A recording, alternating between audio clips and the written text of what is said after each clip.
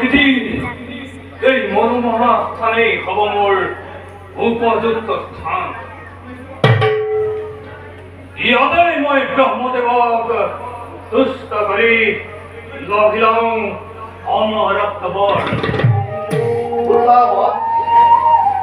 মই সৃষ্টিপতি ব্রহ্মা কিবা হেতু চিন্তিলামা।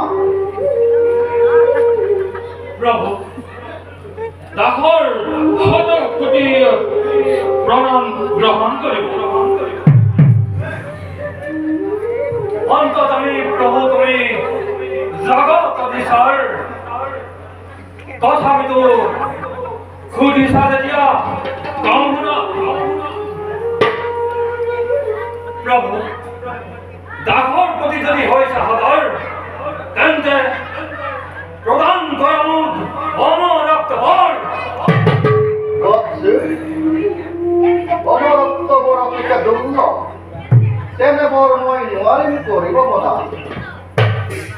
ইচ্ছা হলে অন্য বৰ তুমি লব পাৰা। নাই নাই নালাগে প্ৰভু, অন্য বৰৰ নহয় মোৰ প্ৰয়োজন। গুচি যোৱা তুমি। পুনৰবাৰ ঘূৰি তপস্যা কৰি হলেও আদায় কৰিম মোৰ মনোমত্ত বৰ।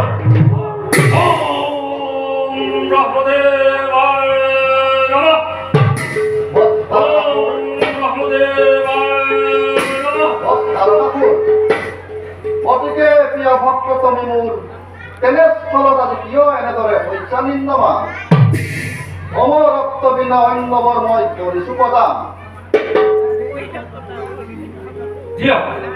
দিয়ক প্ৰভু, দাসৰ প্ৰতি যদি হৈছে সদৰ এনেবোৰ মুখৰ প্ৰধান পৃথিৱীৰত যতাই দক্ষ ৰক্ষ দেৱতা গন্ধৰ্ব কিন্নৰ কাৰো হাতত নহয় মোৰ পৰাজয়।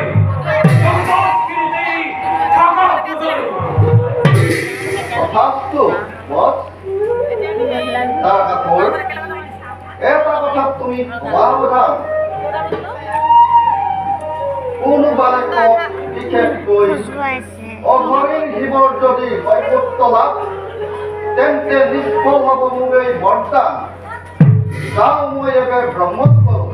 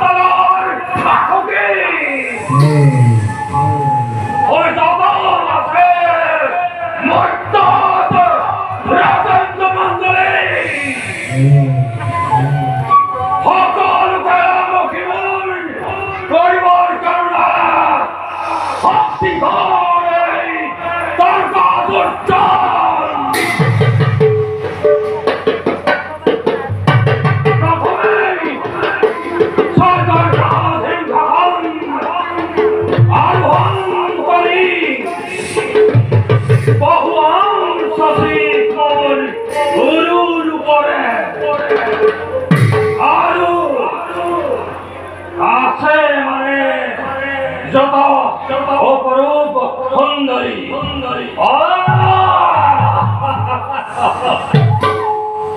রম্ভা